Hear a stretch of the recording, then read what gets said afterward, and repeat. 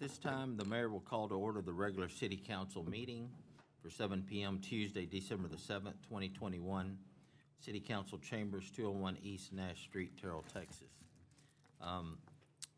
We have in the chambers with us tonight Grady Simpson, District 2, Mayor Ronnie Velasquez, Deputy Mayor Pro Tem, District 3, Stephanie Holmes Thomas, District 4, and Tim Royce, Mayor Pro Tem, District 5. We have a guest pastor to do invocation for us this evening, Pastor Juan Gil from the Iglesia Cristiana Ebenezer. If you would please come forward and lead us in invocation. Everyone would stand, please. And then remain standing for the pledges. Let us bow our heads. Dear Father, we come before you. First, we thank you on behalf of all who are gathered here today. We thank you for your many and your abundant blessings. Thank you for life, and thank you for the health that you provide us in order to fulfill our callings. Father, we thank you for the freedom to call upon you for guidance and for strength. Father, in your word, you have instructed us to pray for those who are in authority, for those whom you have placed. We pray for them, Father. I pray for our mayor. I pray for our city council, and I pray in particular for this assembled council. Father, I am asking that you would grant them wisdom to be able to govern amid the conflicting interests and issues of our times. Father, I pray that you would grant them a sense of the welfare and the true needs of our people. Father, I pray that you would grant them confidence in what is good and what is fitting. Father, I pray that you would also grant them the ability to work together in harmony, even when there is honest disagreement. Father, I pray for peace in their lives and joy in their tasks. And for last, I pray, Father, for the agenda set before them today. Please give them an assurance of what would please you and what would benefit those who live and work in and around our beloved city of Terrell. Father, we pray in Jesus' name. Amen. Amen. I pledge allegiance to the flag of the United States of America and to the republic for which it stands, one nation under God, indivisible, with liberty and justice for all. Honor the Texas flag. I pledge allegiance to thee, Texas, one state under God, one and indivisible. Our next item on the agenda is Mayor and Council Community Recognitions and Events. And we have with us today a group that we'd recognized previously, but their coach, I think Jamal McCullough, wasn't able to be with us. And so we're going to go through this again and welcome the Terrell Prime Club, which was established in 2019. And in 2020, there was no summer track season due to COVID-19. So in 2021, the club had a total of 45 registered athletes, increased from 7 athletes from the season of 2019. Of the 45 athletes who competed in our district meet, 30 of those individuals qualified for regionals. Due to injuries and other obligations, only 21 were able to compete for regionals. Out of those 21, 12 qualified for the Junior Olympics in Humble, Texas. 8 and under relay team of McKinley Martin, Harmony Hills, Kidnori Hill, Michaela Green finished their track season as the 6th fastest relay quadrant in the nation. Sean Lee earned All-American honors in the 14-year-old boys shot put division by finishing 3rd at the Junior Olympics. He is currently ranked number 1 in Texas and 3rd in the U.S. for his age division. And is he a Terrell resident? Wonderful. And that makes me proud, and I know the council as well. Jocelyn Graham, Christina Jacobs, Somalia Jacobs, and our first-year athletes who are not track stars yet, but also our honor roll students. So at this time, I'd like to have Coach Jamal McCullough come forward and introduce your team that's here.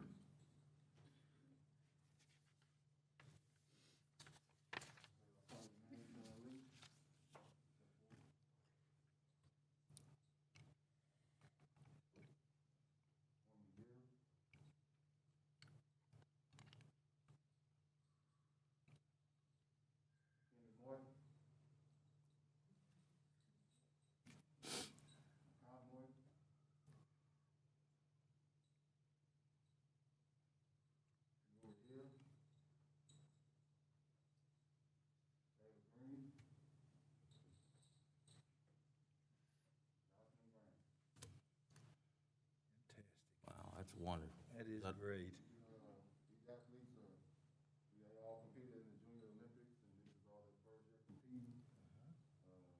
Makai is the youngest of the bunch. He's also a star football player. Probably about 30 touchdowns this year. Really wonderful. I'm very proud of these kids, and it's an honor to be their coach. Congratulations to each and every one of you. Now, the council's going to come out and take a photo with you guys, and I think we have some gifts for your athletes. Okay.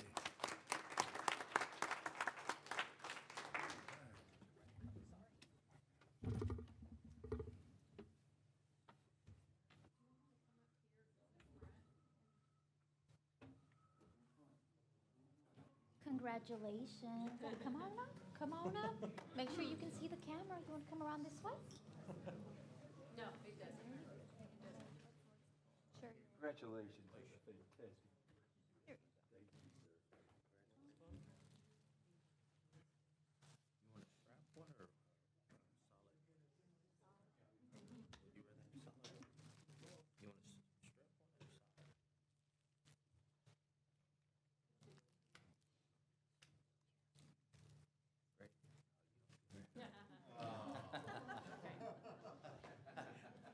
Call me Gretch if you want. Come on, y'all get in front of me. Here we go.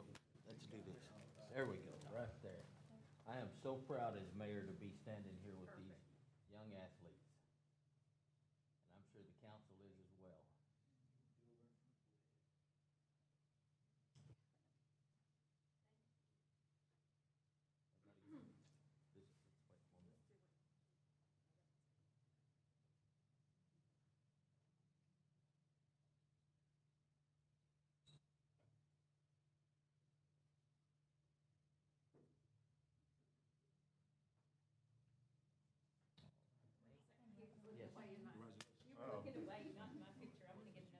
No, let's take one more.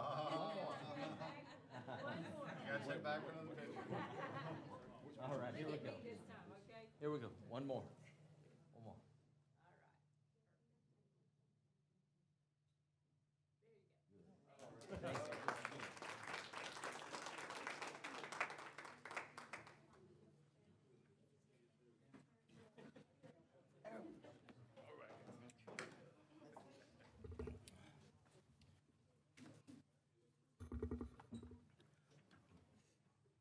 So again, I just want to thank Coach Jamal for taking the time and effort that I know the dedication it takes to be with these kids. And anytime we have young population working with good coaches, good teachers, it's always a good thing and a pleasure to see from the mayor and the council.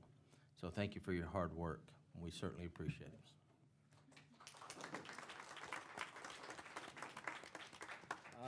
Next on the agenda, I think Grady Simpson from District 2 has a guest that's in town that he would like to recognize, and he's special to not only District 2 but to the mayor.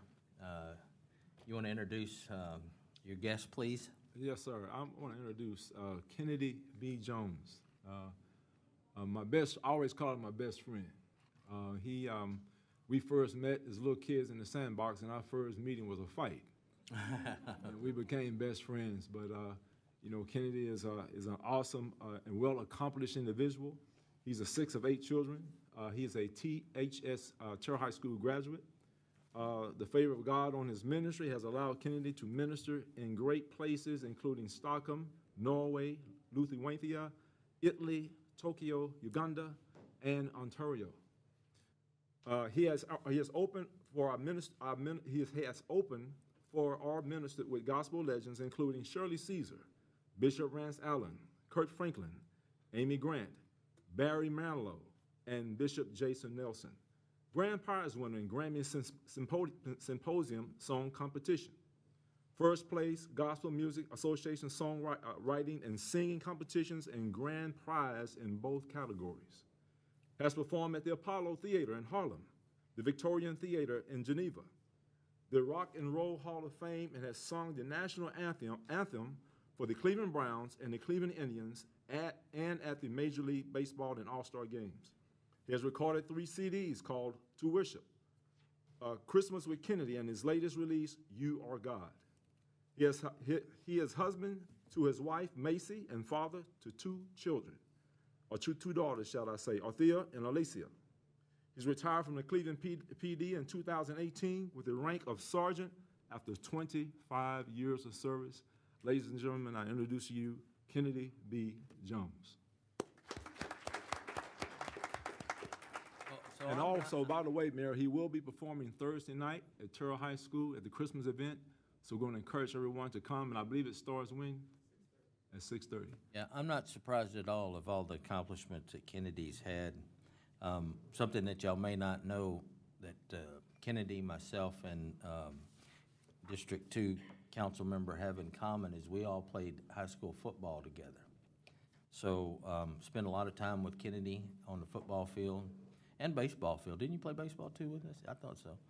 And so I knew you had a hard work ethic and that you would be accomplished at whatever you decided to do. So I'm very proud of you. Terrell's proud of you. We wish you continued success. Thank you, Kennedy. Is there, if there's anyone from the Terrell Prime Club that wishes to exit the chambers, that's fine. We're going to have a long night of meetings, so if y'all need to go somewhere, please exit at this time.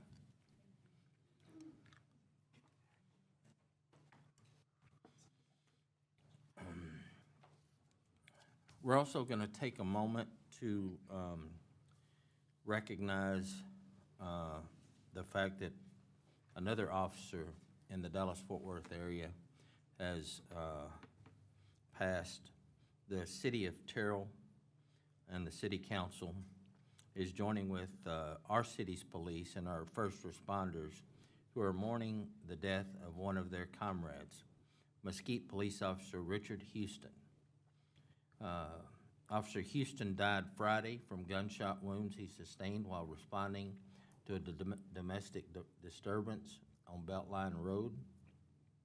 Valedictorian of his police academy class, Houston had served on Mesquite PD for 21 years, working as a patrol officer, a member of the SWAT team, and in criminal investigations. During his career, he attained 48 letters of commendation, 2 life-saving awards, and was named the Citizens Police Academy Officer of the Month in August.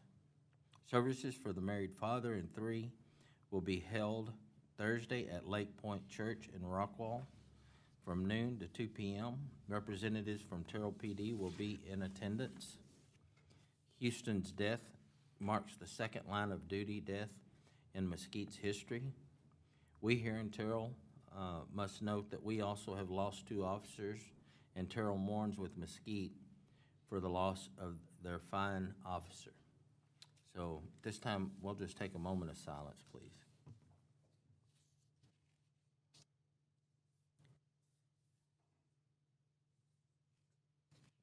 thank you. Our next item on the agenda is adoption of the minutes. Discuss and consider minutes from the special city council meeting and workshop on November the 9th, 2021. And special city council meeting and workshop on November the 16th of 2021. The regular city council meeting on November the 16th of 2021. And the special city council meeting and workshop on November 30th of 2021. Is there a motion? Mayor, I make a motion that we approve the minutes from the following meetings. The workshop on November the 9th, the workshop on November 16th, the regular city council meeting on the 16th, and the workshop from November the 30th. We have a motion from Tim Royce, Mayor Pro Tem, District 5. Is there a second? I'll second. I have a second from Grady Simpson, District 2. Is there any further discussion? Hearing none, all those in favor, let it be known by stating aye. Aye. Any opposed? Motion will carry. Our next item on the agenda is to hear remarks from visitors. We have a visitor. If you would, please come forward. If you would, state your name and your address. Yes, my And name then you is. have 3 minutes to speak, so go ahead. Yes, my name is Jawad Dashti. I'm not a current resident of Terrell, but I do, however, own several commercial properties in the city of Terrell. What I would like to come to you all about is I own some where I've been speaking to Charles Finner, Jay Potts, and Bobby Phillips about trying to lease out.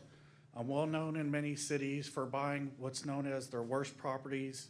I bought City of Mesquite's T20 worst property. I renovate them and make them one of the nicest. I could show you all before and after pictures. You'd be blown away. I just recently purchased the entire south side of downtown Quinlan and started remodeling those buildings. And y'all would be in awe. I bought some that I plan to do the same thing here, and they have railroaded me the entire way. I came here pretty upset, which is why my chest is pumping right now.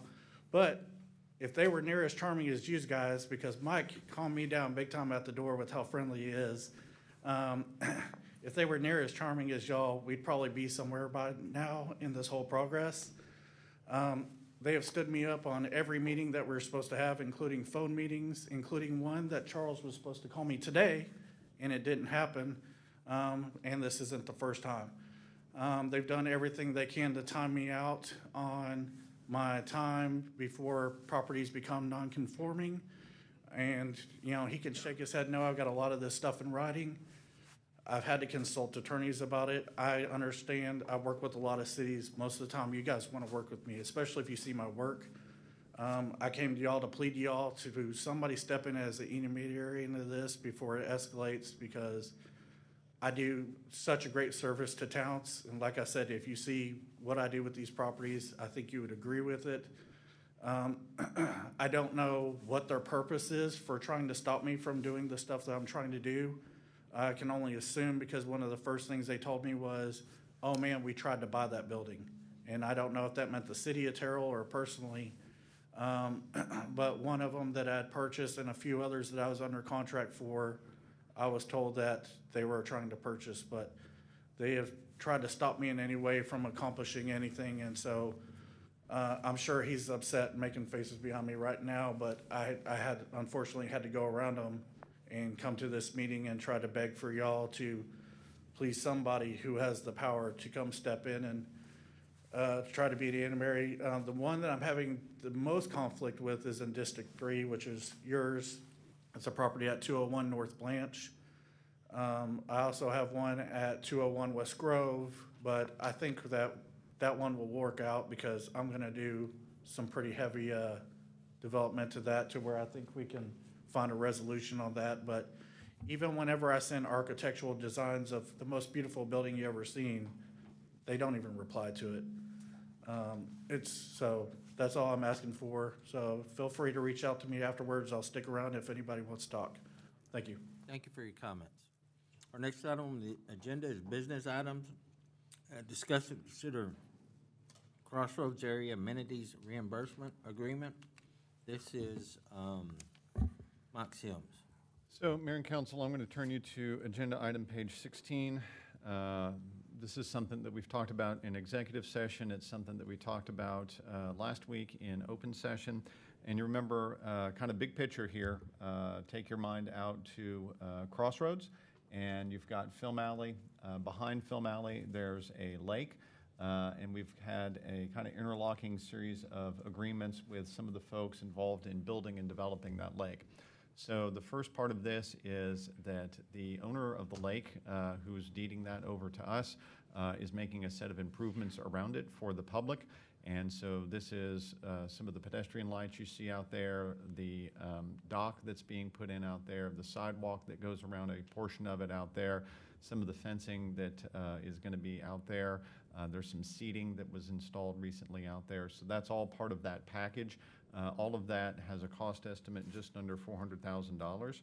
And so we wanted to make a deal with this developer where whenever we get a impact fee payment from a future development out in that area, that there could be a reimbursement out to this developer who's basically donating these things to the city of Terrell.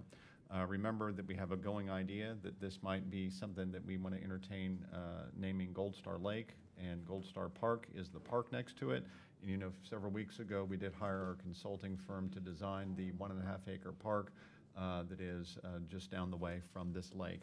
So the reimbursement agreement, we feel like it's ready to get voted on, and we would just ask for council approval for me to enter into that agreement with Terrell 8020 Limited. And what's the resolution number on that? You know, we just did this one as a standalone. Just a standalone? Right, yeah. Okay. And what, is it a not to exceed number? Yes, sir. There's a not to exceed 400,000. Not to exceed 400,000. Council, we reviewed this reimbursement developer's contract and talked about it last week. Is there any more questions or comments? Hearing none, is there a motion on item 7.1? Mayor, I make a motion that we authorize the city manager to execute this reimbursement agreement between the city of Terrell and Terrell 8020 LTD in the amount not to exceed $400,000. Thank you, Councilman. We have a motion from Tim Royce, Mayor Pro Tem District 5. Is there a second? Second. Have a second from Grady Simpson, District 2. Is there any further discussion? Hearing none, all those in favor, let it be known by stating aye. Aye. Any opposed? Motion will carry. Our next item on the agenda is 7.2, discuss and consider resolution number 1075, a resolution of the City Council of the City of Terrell, Texas, approving the development and impact fee agreement between the City of Terrell, Texas, and VBG-BCDC Terrell 2 LLC for the construction of a new apartment complex in the new urban center located at the intersection of Highway or Interstate 20 and FM 148 in the City of Terrell, authorizing the city manager or his designee to negotiate and the mayor to execute the development and impact fee agreement between the City of Terrell and VBG BCDC Terrell number 2 LLC and establishing an effective date. This is City Manager Mike Sims. Mayor, this is the companion agreement, and this is the one where the second apartment comes in. Y'all know Magnolia Grove got built, got developed, is a high-quality apartment complex. Same developer coming in. They want to do a cut above and put a new apartment complex in that will be just a little bit fancier. And in order to kind of incent that and promote that, we've negotiated with them for them to make a little bit of an over $800,000 payment to the City of Terrell. So they're going to make a series of improvements, also spend about $400,000 to make improvements to the lake out there with the other half of the hiking trails out there. And they will be moving forward with that project. They will make a payment to us of about $800,000. And then in return, after we think all of the work's been done correctly, we'll return about $190,000 to them to do that. I want to thank Rob Paulson for being here. He's representing the company that built all of this and is now working forward to do the second apartment complex out there. It's a fairly detailed agreement, so you can kind of flip through it. We did include the zoning standards that are already in place. There's an exhibit there that shows the park area concept, which includes, of course, the pond, the 1.5 acre lake, and the way that their apartment complex has been designed to really use the front of the lake as an amenity where they'll be able to have folks. And think about this is pretty neat, right? You can go, you can be at your apartment complex and you can open a gate at the end of your apartment complex and walk directly out into this hiking trail in this lake, walk around the lake, go over to Film Alley. That's a great place to live. And so I want to thank Venture for putting some real thought into this. So anyhow, that's the agreement. And like I said, I want to thank Mr. Paulson for being here with us tonight. Mr. Paulson, would you like to address the council at all? I'll just say thank you for allowing us to do business here in your beautiful city of Terrell. Wonderful. Well, you know what? For a long time coming, we've always been looking for amenities and upscaling our city. So this is one of the ways that we're able to do that.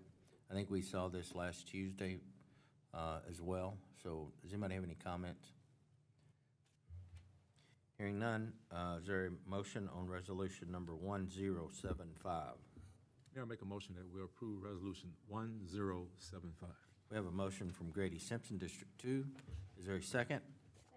Have a second from Mayrani Velasquez, Deputy Mayor Pro Tem, District 3. Is there any further discussion? Hearing none, all those in favor, let it be known by stating aye. Aye. Aye. Any opposed? Motion will carry. Our next item on the agenda is discuss items. Discuss library needs assessment update with 720 Design Inc. Principal Maureen Arndt. This is our library IT director, Rebecca Anderson. Good evening, Mayor and Council. Thank you for having us this evening. I'm going to keep my introduction short. Back that up Yes. a little bit. We started our needs assessment project in 2016 because our library, we provide a lot of services and programs to the community as well as the surrounding communities. And it's time for us to update and move forward. And with the city doing this new project, the downtown updates and things, the library is very excited to be a part of that. We finished up our needs assessment in 2018. That was just a hot minute ago. And so Maureen has come back. She's our architect who helped us with the needs assessment. She has come back to help us update our findings so that they match with our current projects and city downtown ideas. Maureen is with 720 Designs. She's done several hundred library projects. Seguin Public Library, right now she's working on the Frisco Library project.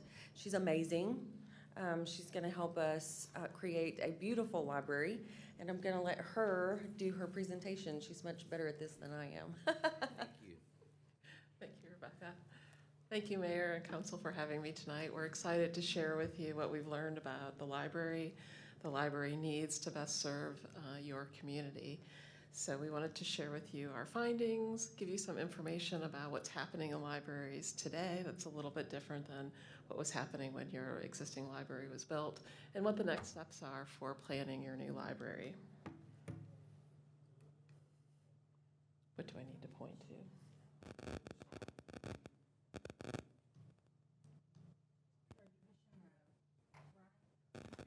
Right. There it goes. Oh, you did that? No, it's not working. Oh, maybe so. Okay. You can go ahead. Next one, please. Thank you. So just a quick introduction about me. I'm the founder of 720 Design. I'm an architect and interior designer. 720 is a Dewey Decimal Number for architecture, so that gives you a little bit of an indication how important libraries are to me and to what I do. I have done over 300 of them and working with Frisco on their new 156,000 square foot library that actually will have a children's museum, 2 maker spaces, and a full-scale T-Rex as part of they're building. So just gives you an idea of some of the trends and some of the really exciting things that are happening in libraries. I'm also currently working on 2 other library senior center combination projects, which is something that we understand that you're interested in looking at, co-locating some of the similar services together to get the most efficient building possible. So next slide, please. So to that point, I've asked a group called LDS to come in to help me. They're a husband and wife team. The husband is an architect. The wife is a former senior center director who helps plan. So I've added them to my team to help make sure that we're really covering not just the trends for libraries, but also for the other parts of the building that we want to make sure are incorporated. Okay. So I wanted to start out showing you the Seguin Public Library, giving you a virtual tour. Just some really quick, fast facts. It's about 42,000 square feet, serves a community of about 28,000 people. It was finished in 2016. So some similar to your community. Go ahead. The first thing that we did with Seguin was look for the site. And this is the site that was selected. It's adjacent to a city park. It's right off of their historic downtown square. You can see the hike and bike trail that goes around. It actually circles the entire city. It's also right next to a creek that has some walls that were designed by an architect by the name of Hugman. He designed the San Antonio Riverwalk. And so those stones were really important in the design of the building to really tie it to the history of the community. Okay. These are the floor plans. I think these are in your packet. You can take a look at those. It's a 2-story building in order to maximize the outdoor space. It has a meeting room that's open after hours. The first floor has adult fiction and children's and a dedicated story time, along with some patio spaces too. Okay.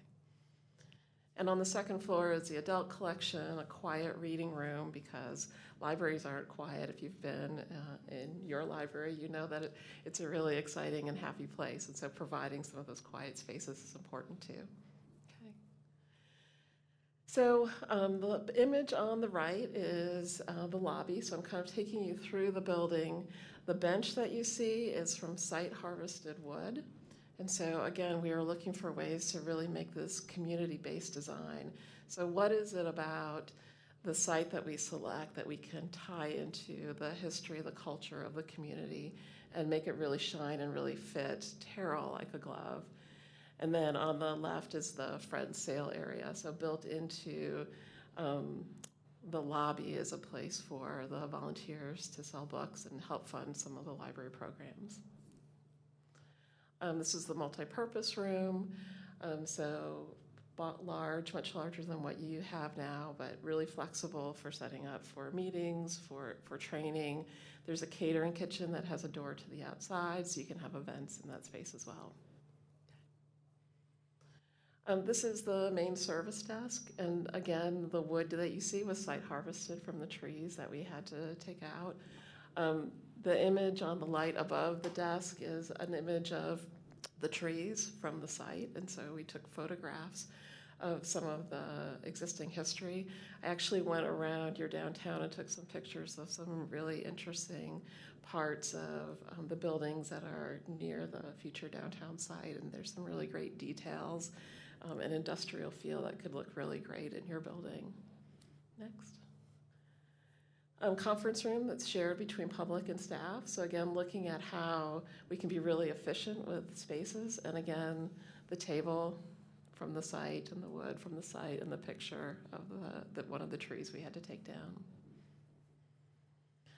Making sure that there's enough staff workroom. In order for the staff to provide really great service and continue to do that, they really need a little bit of elbow room in their space to roll books and materials and best serve the community. This is the story time room. You can't really tell from this view, but it kind of sits in the trees. It feels like a tree house. And the door goes out to an outdoor patio, so kids after story time can blow bubbles and do activities. And then the wall on the left is actually a mobile partition. So that can fold out of the way. So if we go to the next slide, when it's packed with kids, it can overflow into the rest of the library. or that space can be open for family reading, for game time, so that that space doesn't ever sit empty. And this is another image of the children's area of integrating technology, making sure that everybody has access to Wi-Fi and technology if they need it. The outdoor space, so I was just visiting, and there happened to be 2 students studying together and someone working, sitting outside at the library. So really looking for those opportunities to make those community connections and provide those missing spaces, especially right now. And then this is the stair. So the stair actually has some cushions built in so they can do some daycare story times. They can also do, on the next slide, I think we'll see the platform. The landing is actually also used for a stage. So on the next slide, this was the ribbon cutting. So we were able to roll the fiction shelving out of the way and make the entire building the grand opening celebration. It was a September day in Texas, so it was really nice to be able to do that inside. But on Sundays, they have the local symphony come and do concerts. There's tables and chairs I can sit up there so you can look out onto the views. Study rooms, so those small group spaces are really important. This is the technology lab. Again, you can see that movable wall. So we were thinking about every space and how we could use it in multiple ways. So the library staff can provide a class in that room, and when there's not a class, you can open up that wall and that space becomes, and that technology becomes available, so we aren't just closing off that computer classroom.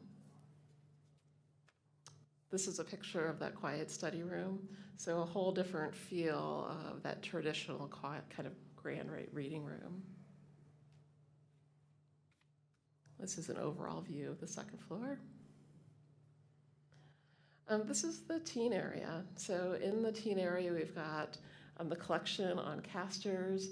There's activities happening. They're making buttons on this table. There's a 3D printer in that room. It's a moppable floor, but the collection is still there as a resource as well.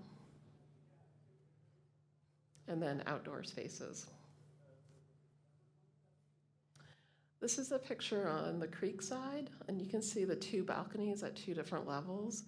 You could probably imagine this in the site that you're talking about, having the library of the mayor standing out at New Year's Eve counting down to the new year, having a band on the balcony for a concert. It gives some really great opportunities for those big community events. And then we're leaving Seguin now and headed down to downtown Dallas. This is the 6th floor of the City of Dallas Downtown Library. This is a project we just helped them renovate. It's a floor that focuses on classrooms for workforce development, for computer education, for maker spaces in relation to perhaps printing a part that you need to fix your toaster or to fix your lawnmower. So really kind of that workforce training kind of field. Okay. So, thank you for that presentation. I didn't see anything about the seniors. Is that something coming later? Or where are we on, in the process? Yeah, we have not started on the senior center part yet, so. But it would be incorporated in these, right? That's right. How much space are we talking about? We don't know yet. So that's the next step of really determining what is it that is needed for a senior center for a community of this size. What are those amenities and what spaces can be shared between the library and the senior center? But it's not a concept that is new. You've done, I think, 6, did you say? How many? I'm working on 2. 2, okay. It's a relatively new concept. There is one that has been built that I did not work on in Carrollton that is worth a visit out to see. It's been around for about 20 years, and so they've been doing it long enough to know some of the challenges and opportunities. So with your background in building the library portion of it, Mm-hmm. there has been whispers and talks, I think, of possibly even including a council chamber. Is there going to be enough room up there, do you think, to do that, or is that something that That's just wishful thinking. Mayor, I don't think there's a wishful thinking avenue on this right now. I think that the Town Square battle plan that was adopted in November has adequate space in it for what the city's needs may be 10, 20, 30, 40 years from now. That was the goal of that report. So the thing that I think Maureen can do for us is to take these two very important components, community center and senior center, and say, okay, let's not just know that we need to do these things. Let's really put the math to it and the analytics to it to say, okay, when the city is 43,000 people in the year 2040, and when we are serving a large number of other people outside of our own city limits, when people come to Terrell for those things, right? What should they look like? How big should they be? How many people do they need to accommodate on a day-to-day basis? And by the way, things I worry about, like, well, how many staff does that mean we need? What are my operational costs for things like that? I think this is the perfect complementary piece of work to be done now that we've completed the Town Square report, because we know that we've got the building footprints available for big dreams. And Maureen and Becca will be tasked with kind of filling those dreams out and making recommendations to y'all. Of course, this is the start of a needs assessment, right? So we've got a library needs assessment that I think tells us a lot. But in order to really move forward effectively, I think we really need the needs assessments on those other two items. So I guess technology is important as we move forward, and it's changing so rapidly. We need to keep up with that. That would be my ask, is just to make sure that we have plenty of technology, Wi-Fi's, places to plug in your devices, things like that. Council, does anybody have any comments? This is your chance. No, I see that it looks like there's more to this presentation. There is. And some of my questions may be answered in the rest of the presentation. The things that I'm looking forward to hearing in the rest of the presentation, or the question and answer portion after it, are what is it that our community, that you're seeing, is similar from our community to other communities in the needs that they're asking of their libraries that they wish to build for the future? And what are we not asking for that they're asking for? I did skip ahead in some of the slides, and I saw, or actually one of the slides you already reviewed, Maureen, includes the workforce development space at City of Dallas, and I wonder how often that's used and whether that's being utilized, or are we not able to get a sense of how much it is because of the pandemic and it not being utilized because of that. I'm always very interested in how we can partner with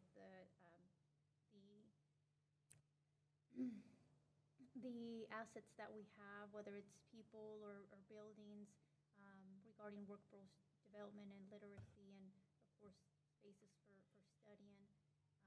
So those are some of my initial thoughts that I hope you'll cover in the rest of the presentation. I will, absolutely. And let me address a little bit about the sixth floor project early, because that project just finished construction. We just did the punch list on it.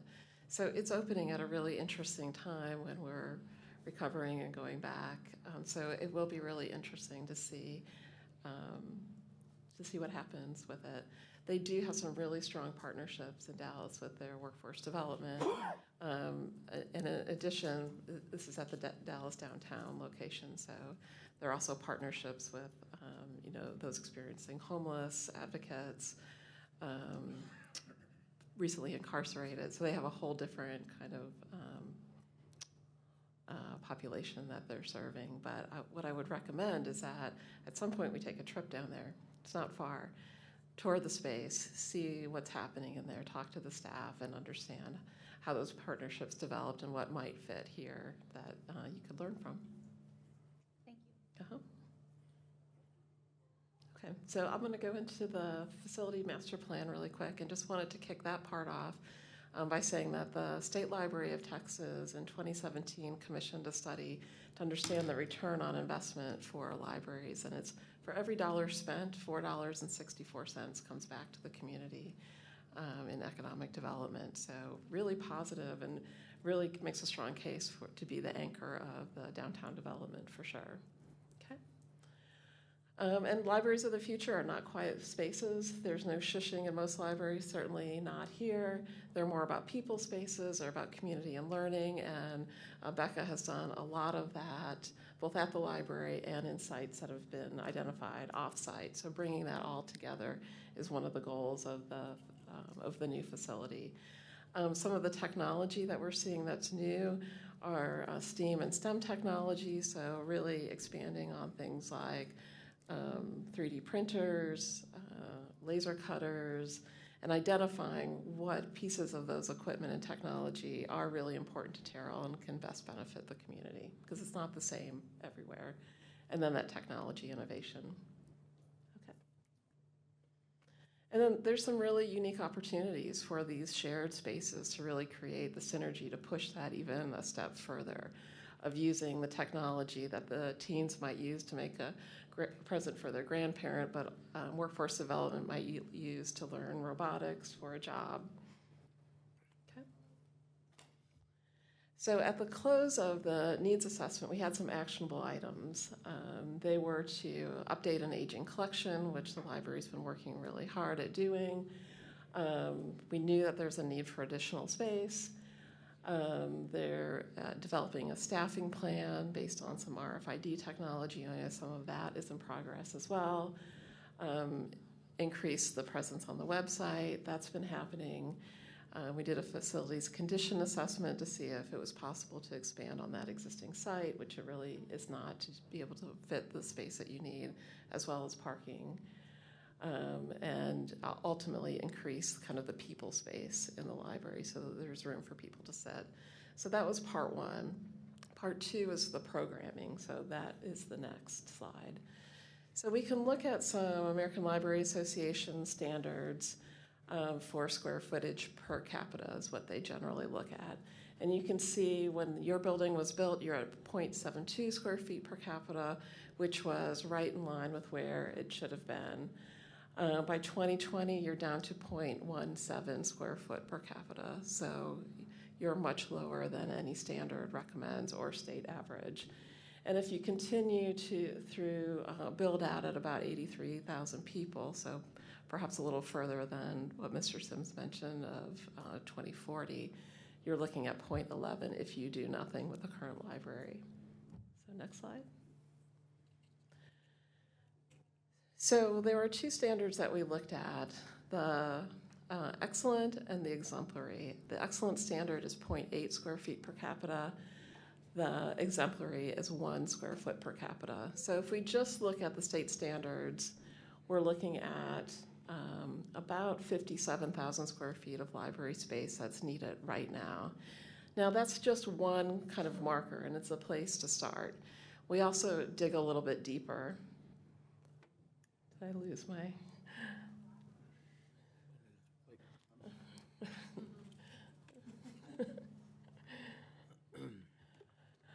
And we start to look at individual parts of the library and do some comparisons. So this is a peer benchmark.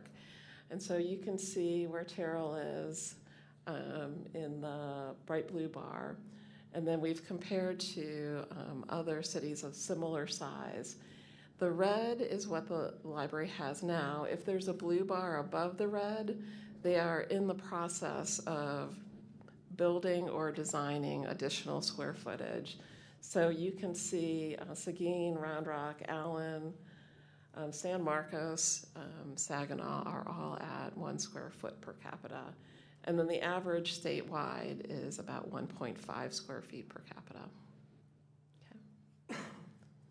So as we dig in deeper, we look at the collection. The collection is the biggest user of space in a library typically. And we look at state standards for collection. So the last column that you see tells you how much square footage you need at each kind of benchmark just for the collection. So if we look at 2020, it's almost 20,000 square feet that you need just for the physical collection. We also look at reader seats. So this is a place for someone to pull up a chair to a table to study, or a lounge chair in the library. The state of Texas does not have a standard for this, but there are standards across the country. And they range from 3 seats per 1,000 to 12. And we've used 4, so a very conservative number. And you can see again in 2020, about 3,500 square feet is needed just for people to sit.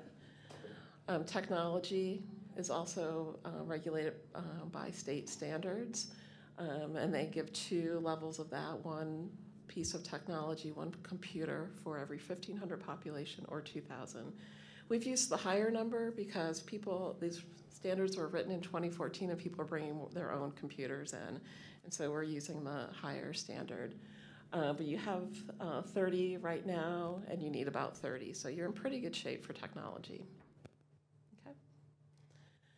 Then this last slide looks at all of those spaces, along with information that we gathered from community meetings about the types of meeting spaces and gathering spaces that they'd like to see, along with the standards that we're setting off to hit.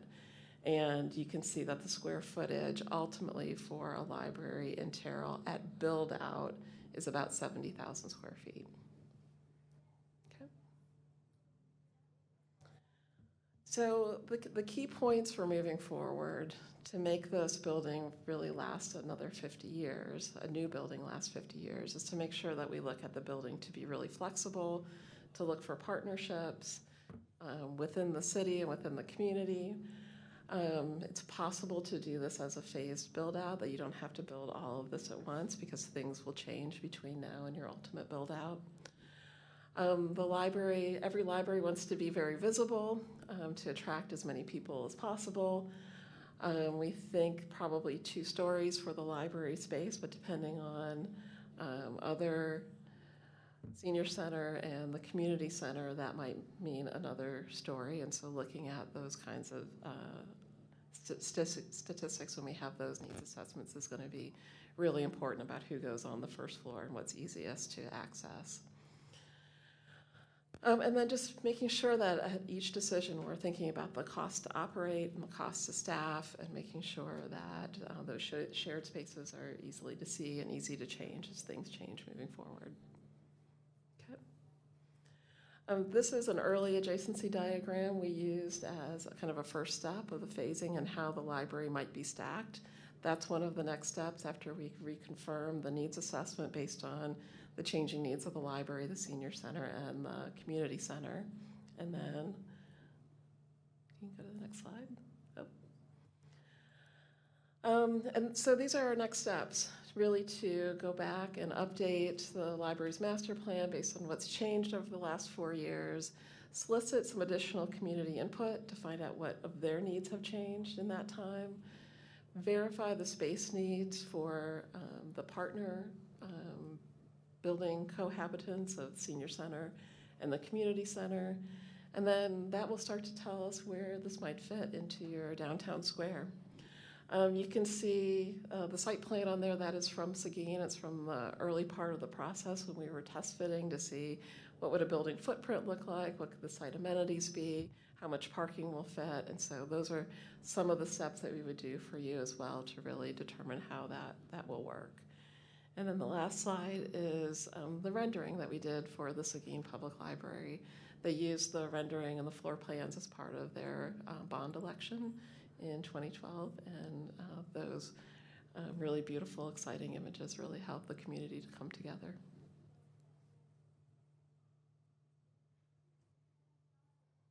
And I think questions and answers?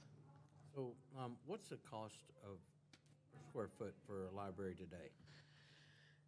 The total project cost for a library today is between $500 and $550 a square foot. 500 square foot? Mm-hmm. If you've been following construction costs, you know that just this year, actually just between February and April, construction costs went up about 30%. So, Maureen, how do you determine the service population area? So is that city and ETJ, is that school district? What does that area look like? So I don't actually determine that, and neither does Becca. The state library actually determines service population. And it's a really important question because the service population for Terrell is much larger than the city population.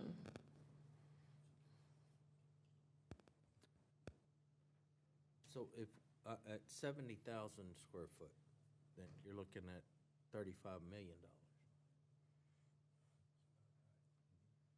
Or 70. That's today. That's today. That's if we built it today, in today's pricing.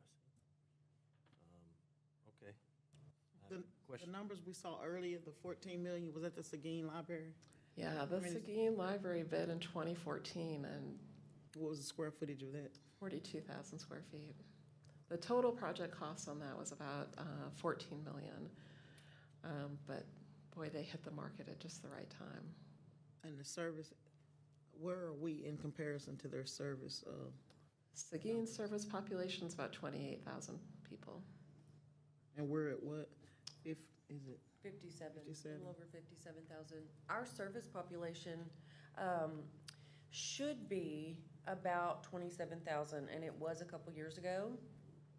We are, unfortunately, Forney closed their library, and the number of libraries in your area affects your service population. And so with the closure of the Forney Library, we absorbed the majority of those, of the population there. So it went from 27,000 to 54,000, and each year it just increases. That service population is divided amongst all of the public libraries in our area. So Crandall, Kaufman, Terrell, and then Maybank, Kemp, that kind of thing. But our area, all of our service population increased significantly. Crandall was similar to Forney in that their public library is part of their high school. So they're not going to get, and they're also smaller and they provide less services. They're just a smaller library. So they're not going to get as much of the population as we are.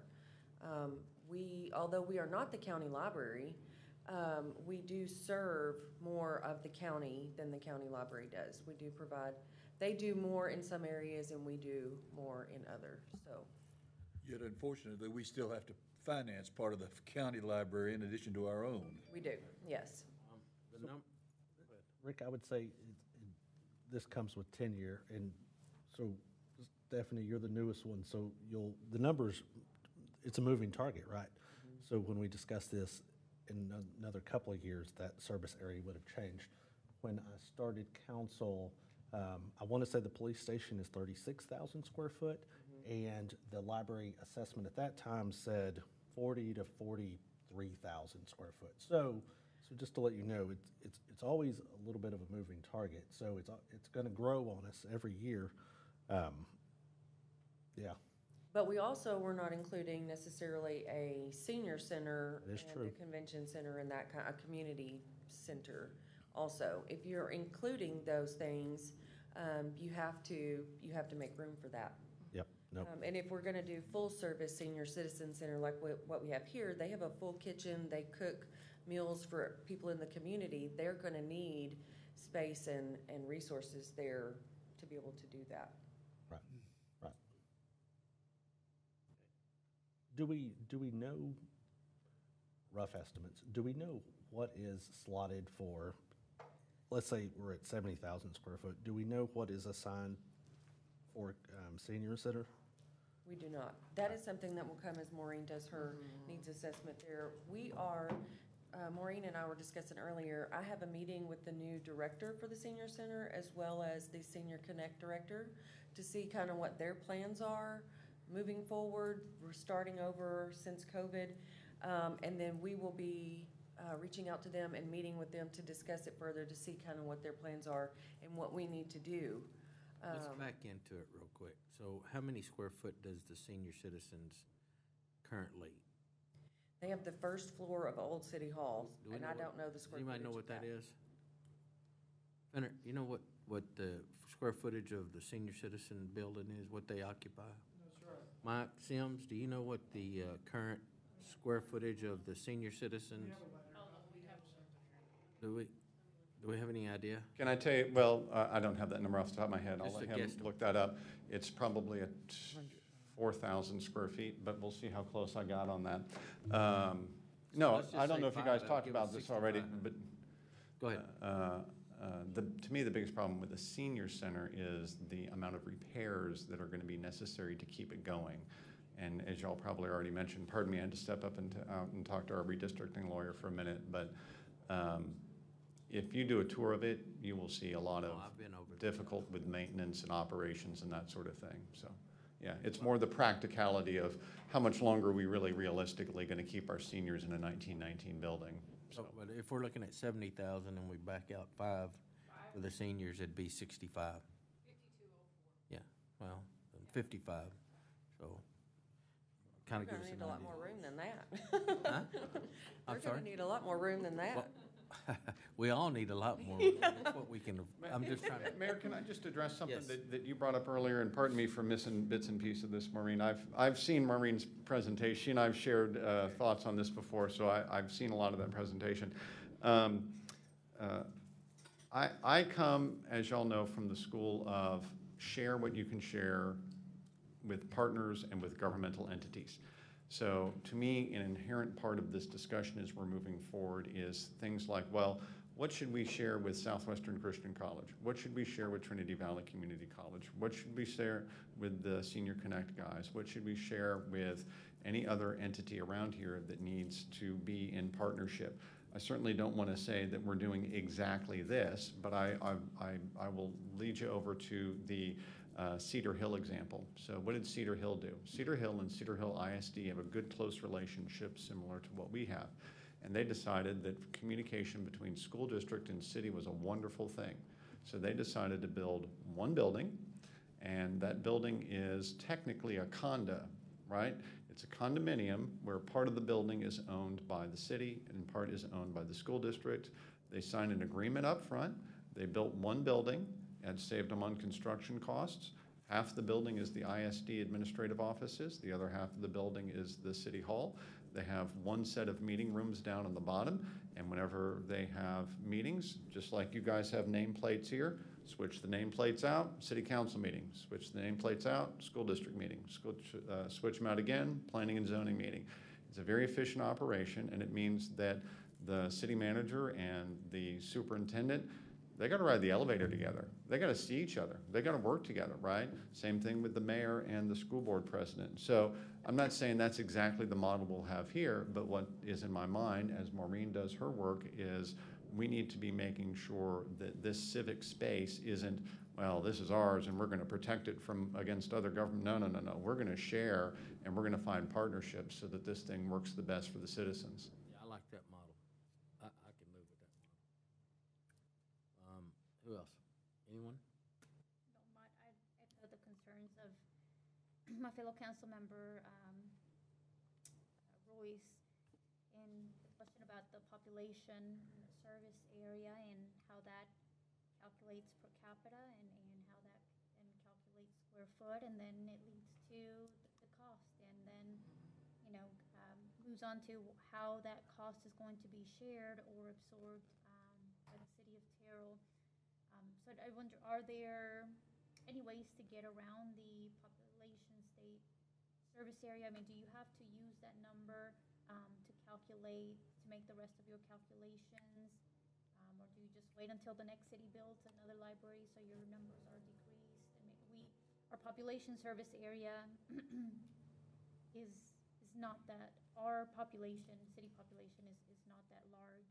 So my concern is that our taxpayers are going to be footing the bill for other communities. They already are. Yeah, so. They already are. One thing, it's important for the library to be accredited. And so participating in the state accreditation program is voluntary. But we receive a lot of services from the state because we participate in that. Like our tech share, our interlibrary loan program, we would not have the funds to provide those services to any resident if we didn't participate in that. However, if another library is built, let's say Forney builds a library between now and when we get this project actually going, our service population will decrease. And so there's an opportunity there for the population to increase or decrease. Terrell is growing.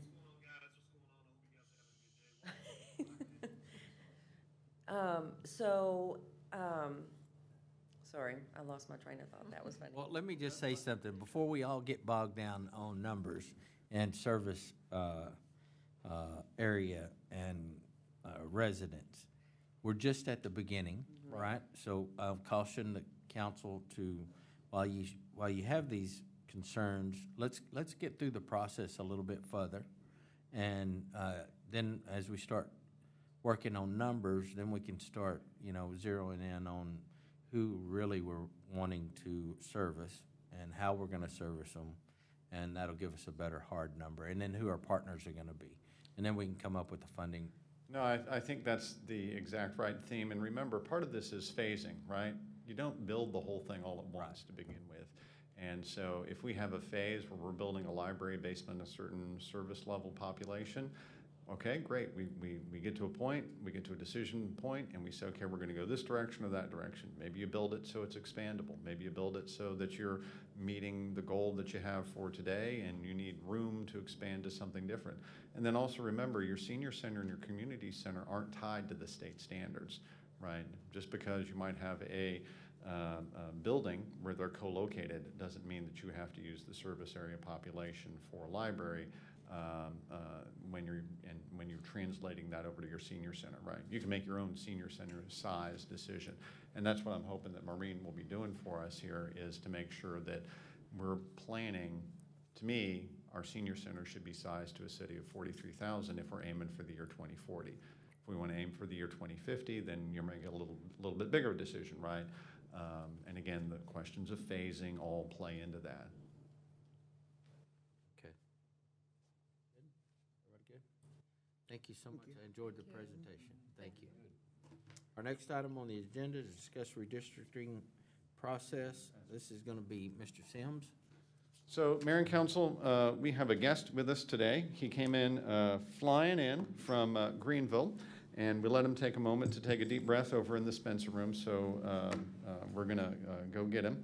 I'm going to introduce him, though, while we go get him. His name is Eric McGee. Eric McGee is part of the group of Allison, Bass, and McGee.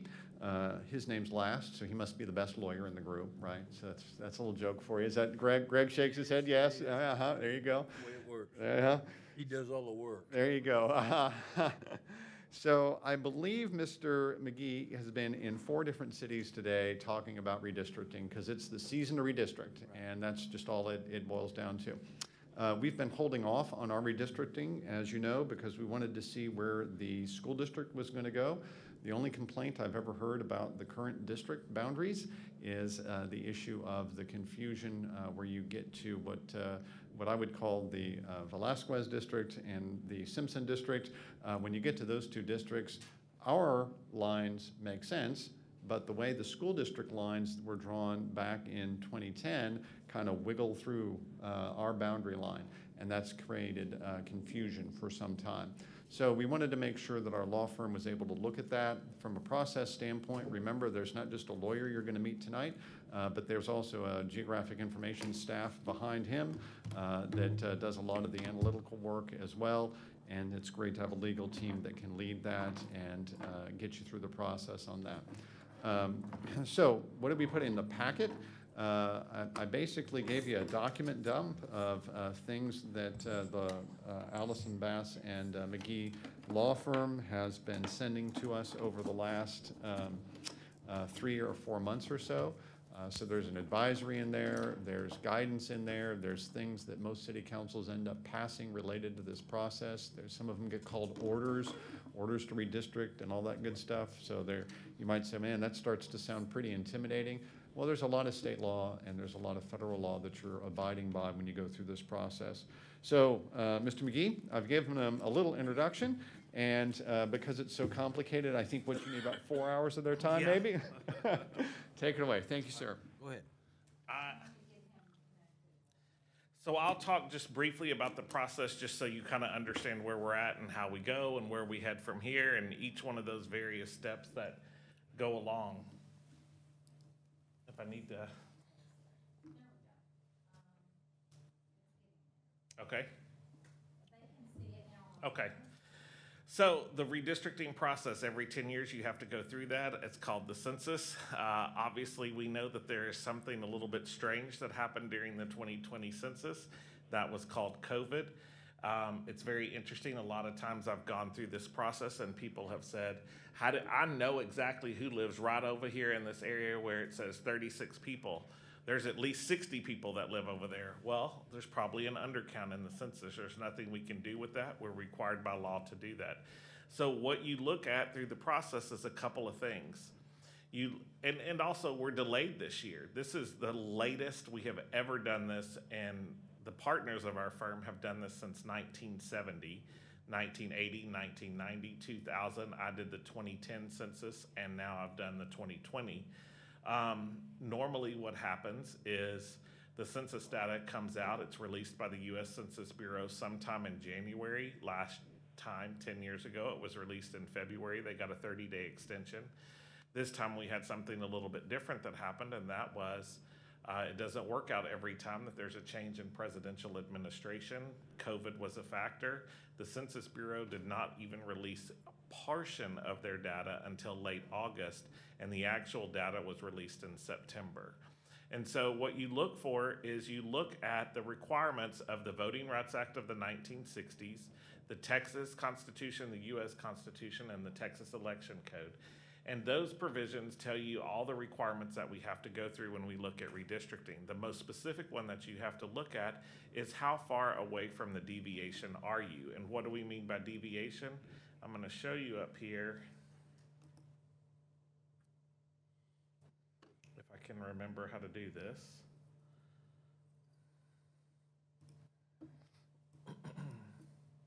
So here are your city council districts. 2, 5, 4, and 3. So what you do is you take your total city population, which according to the U.S. Census Bureau was 17,465.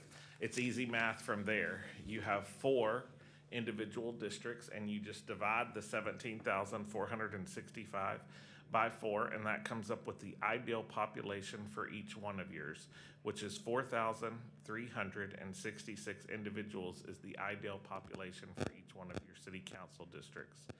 And then you look at the deviation, meaning how far away you are for each one of those precincts. So if you look on here, the largest away is precinct 5 at negative 1.53. And the overage is precinct 3 at 1.69. And so that creates what they call the total maximum deviation. And so when you're looking at it, it's not adding 1.69 to negative 1.53 in a traditional mathematical sense, because that would get you a number that's probably point something, something, something, if you think about the math. It's looking at the spectrum. So the ideal population is right here in the middle at 4,366. You will see that precinct 5 is under by 67 people at 1.54. Precinct 3 is over by 74 people at 1.69. And so that deviation between your largest and your smallest gets you a percentage of 3.23. So what does 3.23 mean? It means you're good. It means anything that's above 10% is unconstitutional. And so individuals, counties, school districts, groundwater conservation districts, cities, municipal utility districts, anybody that has a local governmental entity that has a single member district, that 10% is the magic number. And so that requires whether you are mandatory, meaning presumptively unconstitutional, that you must redistrict. I have a county that was around 6 or 7%. They were very unhappy with how things went 10 years ago, and they redistricted because they wanted to shore up some lines and move some things around. And so that's one of the things y'all may be considering as you're looking at various provisions of where you want to move forward with this. And my understanding is there may be a little wait and see what the school does to see if there's going to be anything that maybe will make it very clear. And so for those reasons, that's where you're at. So there's no action tonight because you're not in that mandatory phase. If you were in the mandatory phase, I'd be standing before you saying, tonight you are adopting an order to redistrict. It's automatic. You don't have a choice. You're above 10%. So because you're not in that situation, you kind of have the benefit of seeing, let's play around with this and see if there are changes that we ultimately want to make that make the most sense for everyone. One of the things that part of the criteria tells you is that you have to maintain minority-majority precincts. And so you can't move those boundaries aligned where they negatively impact those. And if you look, the numbers are very simple. If you look up here, the easiest way to start that discussion off is there's 8 criteria when you fill out your census block that you identify the race that you are. And so it's easy just to start with the Caucasian race, which is non-Hispanic white right here, and it tells you the deviation. So in precinct 2, for example, the Caucasian total is 24.7. So conversely, the other 75% are of a minority race. And if you look over here, it'll tell you in Hispanic, which is right here, is 32% for precinct 2. And black is 38.62%. And then it goes on down with Indian, Asian, other, and 2+ races. Same thing right here with number 5. You see that that is considered a Caucasian. And then the other 2, 4 and 3, are also minority-majority districts because you see precinct 4 is 41.66 Caucasian and 3 is 26.8 Caucasian. And this is just how the demographics break down according to the census. So you want to make sure that those maintain theirs. The other things that you look at when you go through this process is we certainly don't want to draw Ms. Thomas out of her city council district. We've got to make sure that we make sure that incumbents stay where they reside. Those voters voted for them to put them in there. And so that's another thing that we take into consideration. We look at polling places, we look at other things like that. It's a little bit easier for you guys because y'all are only 4. I think about city councils where I have 8 or 6 or whatever, then it starts to get a little creative where nobody touches each other and you have an outlier over here and an outlier over there, and those are the 2 that either are under or over, and we're trying to, that domino effect or that snowball effect to do that. So that's the process that you have to go through. And so if you are looking at moving through the redistricting process and want to see what the school district lines do, then what we would do from there is create an overlay that overlays this map that we have right here, because this is your current map.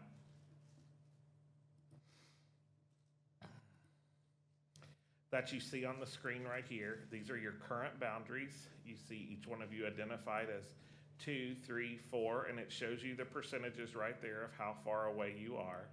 What I did is I went ahead and turned on the census block, so you see these large numbers in the middle. That's according to the census. I turned on the streets so we could see those. And then you see where the various movement may need to be if there's a certain change that you're interested in making. And sometimes, like I said, it's just cleanup. But when you do that cleanup, we're going to be very cognizant, like I said, of the percentages up here, because you don't, it's twofold, right? You also don't want to break up minority neighborhoods or divisions within the city, but you also don't want to try to pack all minorities into one particular city council district. So we're going to make sure that all stays pretty good. And you can see how the numbers would actually work out. So what would happen is if you see over here in the far left-hand corner, it says districts, it says streets, it shows census blocks, it shows the city and town boundaries. So if the school district, for example, adopted a new plan, that plan would be emailed to me, and then down here, right below here, it would say ISD, and there would be an overlay that would show us exactly where those boundaries don't match up with the city boundaries, and you would be able to consider that at that point. So that's what your redistricting process looks like. Obviously, there's more of a time crunch than usual, but you're not under a decision to make it today or even next week. There is just a decision to move forward with the process, and I'm here to continuously help and assist with that process as we move forward. But I'll answer any questions if you have anything about that. So, if we didn't do anything, we would still be okay. So the only thing you're required to do today, not today, Right. at the end of this process, is adopt an order or resolution or whatever y'all call it, that you will retain your existing boundaries. So when the filing period comes up for the May election, which I think is February the 7th, if I remember correctly, does that sound right? Yes. By February 7th, you will have adopted the resolution that says we are going to retain our existing boundaries. If you are not going to do that, then you will adopt an order that says we are going to move forward with the process of redistricting. But it's not because it's mandatory, because you're not above the 10%. It's for some other reason. And counties, cities, school districts, groundwater, all those people have done it for a variety of reasons. And you'll probably have a better idea.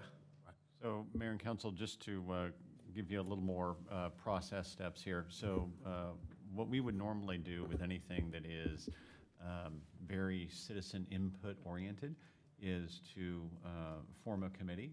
In this case, the time frame is rather confined, and I would say that you have a very good minority presence on this particular city council, so I don't think you're obligated to do anything there. So we're going to recommend no committee.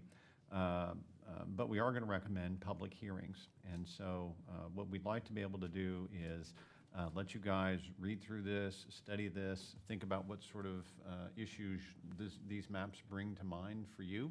And then on the 14th of December, we would pass a resolution calling for a public hearing. The public hearing would be on January the 4th. That public hearing would be related to the orders that Mr. McGee's put into your packet tonight, and I think there's several of those, so I don't want to try to state them all right now, but we would look through those orders. We'd have public hearings on those orders on January the 4th, and then just give you guys an opportunity to decide in January which direction you want to go. So just so you know, January 4th, it may not be me that you see here. We will have a lawyer with our office here if that's best. I received a little notice from the Fifth Circuit Court of Appeals in New Orleans that has invited me down there for an oral argument before them on the 4th, I believe. That's always subject to change, but don't wait around on me. There's 4 or 5 other lawyers in our office that will be here and do the same thing, and by then we will absolutely know if we want to address the public, I guess is the best way of putting that, and say, hey, because I think you make a very good point, Mr. Sims.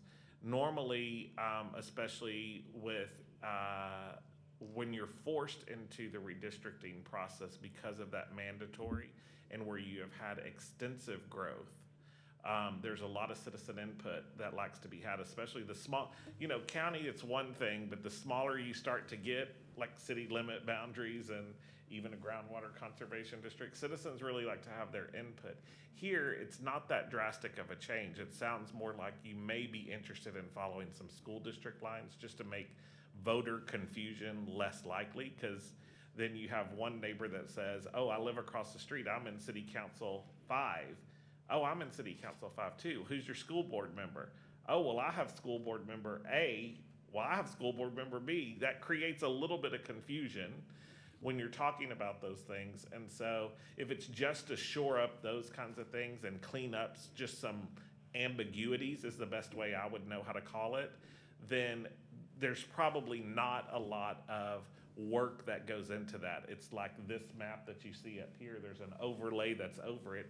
We see these 10 city blocks or these 5 little blocks out here that we're trying to match up. That's very easy to explain to the public, and the public can come in here and provide testimony during the public hearing for each one of you to say, yeah, let's move forward, or no, let's don't. Here's our thought process on that.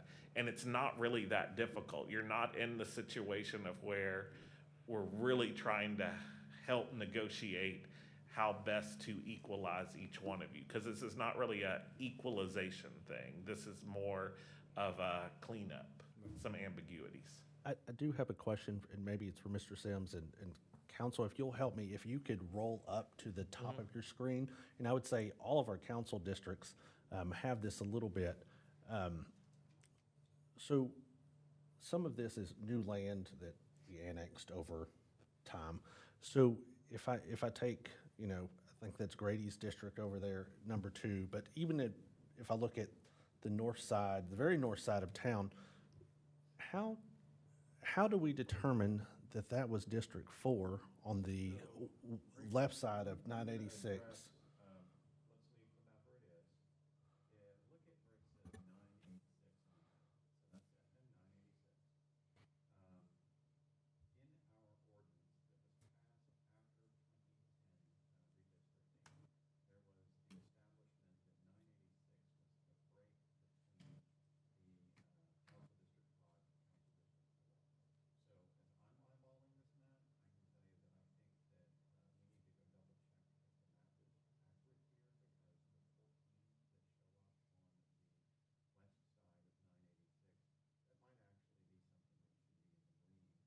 Okay.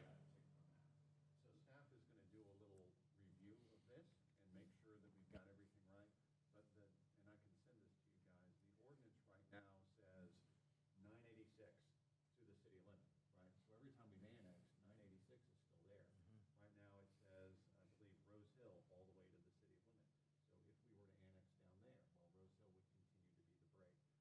Same thing with Colquitt over here on the other side of it. So there's some map check things that you're right to spot that staff will be working on. And then the other staff effort here will be that Dawn is already in communication with the school districts about their map. We have two difficult to read PDFs of their map. We will get, after they vote on the 13th, a GIS version of that map. We'll send it to our law firm. We've already talked to Mr. McGee about that, and he'll be able to do that overlay process. I'm not going to promise that I'll have a perfect overlay map. Take some of the differences here. But by the time I get to that first week of January, my goal is to have really good maps that we're all content with, and they've been quality controlled, so you guys can look at stuff that you're confident in at that time. Okay, so I would say, hey, you did a good job of answering a very specific question, and then addressing the larger question of, you know, if I'm looking at District 2 and Grady has this crazy arm out there, you know, how did we determine that that was Grady? Well, really, if there's boundaries already set up in the ordinance. The ordinance tells you how to handle it when you annex. Okay, no, that's great. So, And probably, I will just go ahead and tell you, our GIS staff knows that you cannot break up any non-adjoining districts.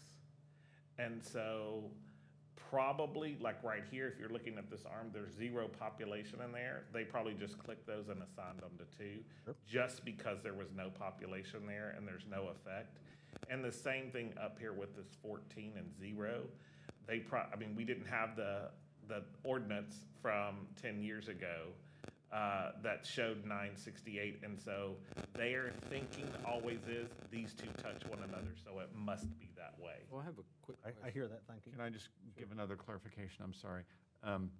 The break between the blue and the green on the very northwest side of town up there, there's not actually a break there. There's actually a 1-foot strip that connects those two parts of town up there on the north, where it looks like the white doesn't connect.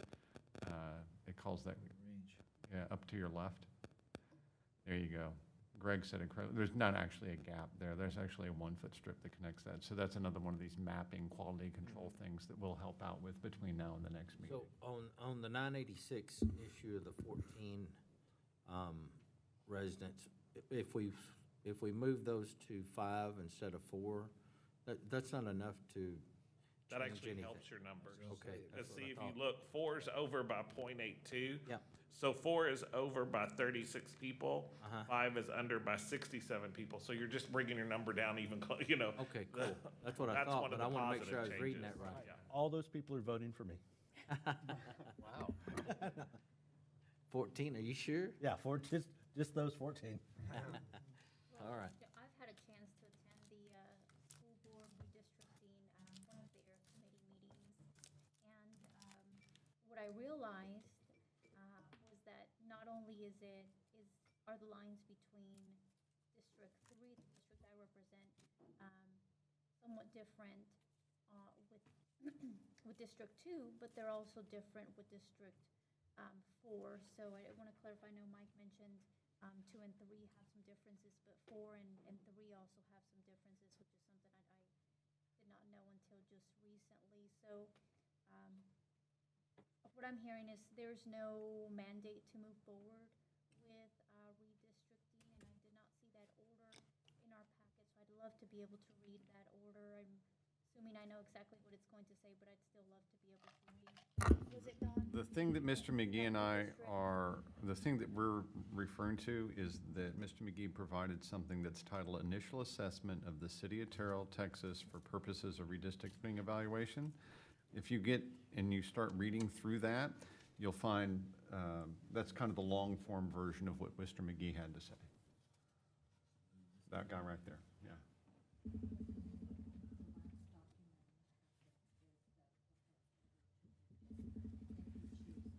What about the proposed order not to redistrict? It's almost identical. It just says you're retaining your boundaries. It just changes the language of the order to say, because we're only 3.23% or whatever the number actually comes when we do some of this little cleanup, that percentage will be, 2.78 or whatever, then we're leaving the boundaries as is.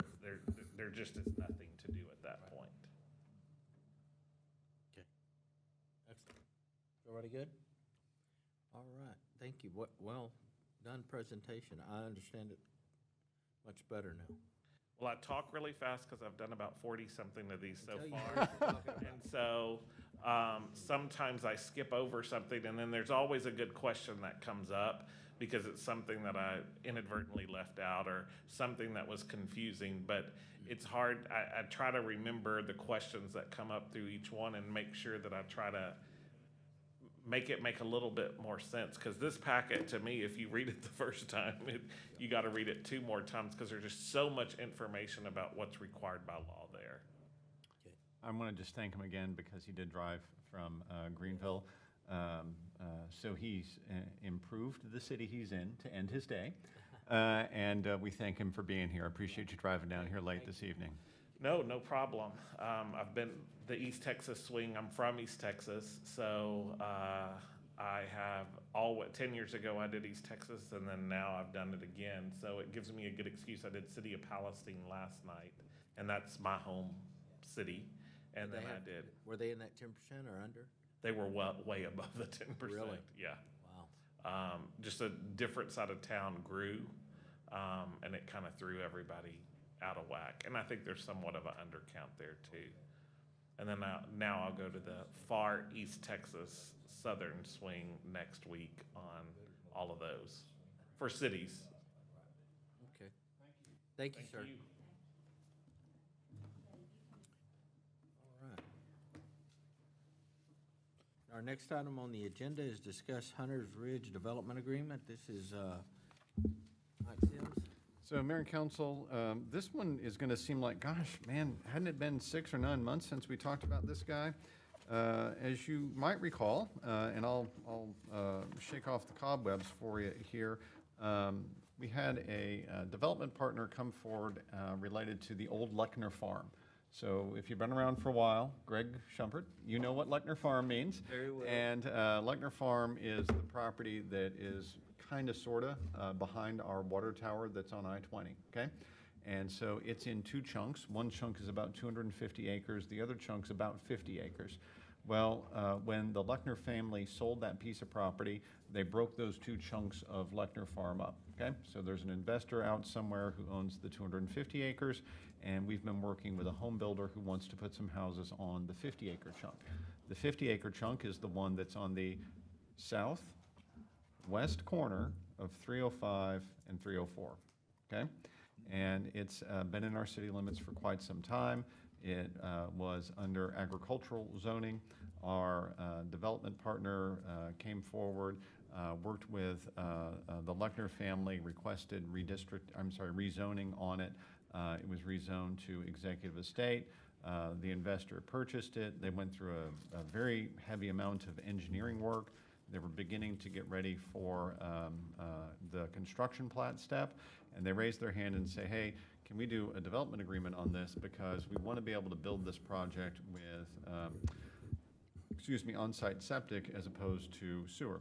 There's no sewer out in that area of the city, and it's an area where they wanted to pursue 3/4 acre lots, which is what executive estate is. And they said, well, what if we do these a little bit different than the strict word of the zoning? So they requested that instead of having 150-foot wide lots, they do 120-foot wide lots, a couple other small changes and differences in there. And then, of course, the permission for how were we going to decide whether or not they needed to do septic or sewer. And so all of that got included in this development agreement. So it's a little bit simpler than a lot of our development agreements, because it talks about they wanted to back off a few of the requirements, but they were willing to do 100% masonry. So that's a great thing. You know, that was under state law. We can't require masonry anymore. So it was good to get that out of this. We did 2 entrances to the property. That's a good safety element of it. If you go over to the next page, and pardon me, I was on page 127 there. Then you flip over and you say, okay, here's some rules associated with the septic versus sewer issue, and then porch issues, making sure that porches remain in place. And then again, masonry construction on all single-family dwellings. The city obligations are basically small reductions in some of our rules. We go down to a 2,200 square foot house as opposed to a 2,600 square foot house. We do, instead of doing 3 enclosed parking places, we do 2 enclosed with 1 additional outside driveway parking space, so that's another paved area. The lot size item that I already mentioned, a slight change in the roof pitch issue, curvilinear, how we measure what curvilinear means. And really, that's about it. So we think it's a good thing. We think that the city will benefit from the construction of about 50 houses out there. I believe that I correctly got the map to the property in there, which is what I'm going to try to get to. So that's going to be agenda item page 134. And you can see what is a plat exhibit designed for their construction plat. And so you can sort of see how those 50 or so lots lay out at the corner of County Road 305 and County Road 304. So we feel like it's fairly straightforward. That's not that map. The map on 134, that's the map for the next one. Yeah, the map on 134 is the one for this project. And there you go. So you can, yes, ma'am. Did you say that this is within city limits? Yes, ma'am. So it's this Grady's district that we're looking at south of 20? Yes, ma'am.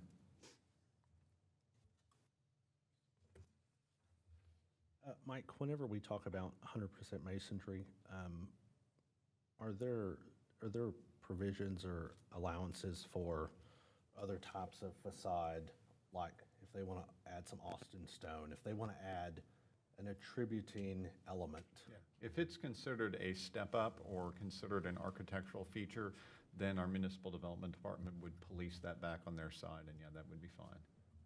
Okay, and Mike, did you say that we went down to a 2-car for all 50 lots or a percentage of the lots? That was all of them, but it's also an additional outside parking space that can't be part of the driveway.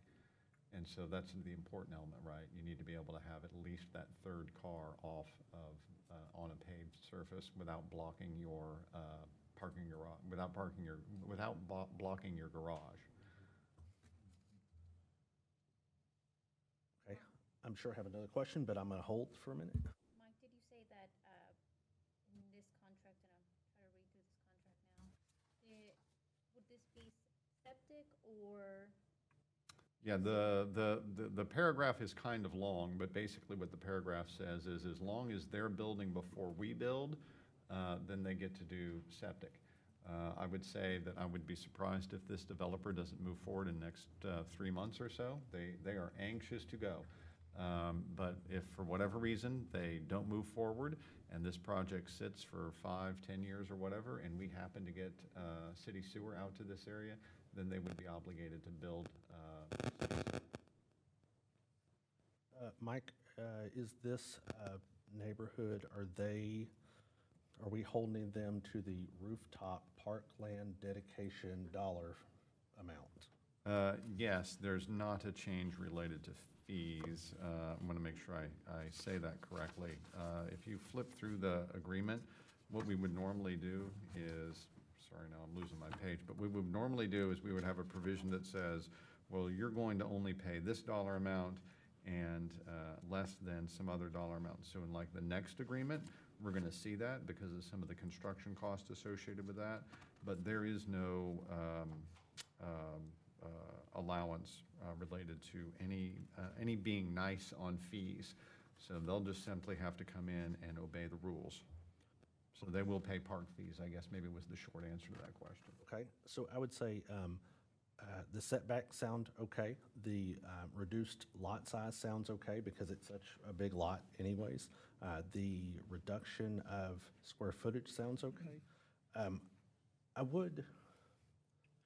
Okay, on the 2 parking spots, right, there's always something.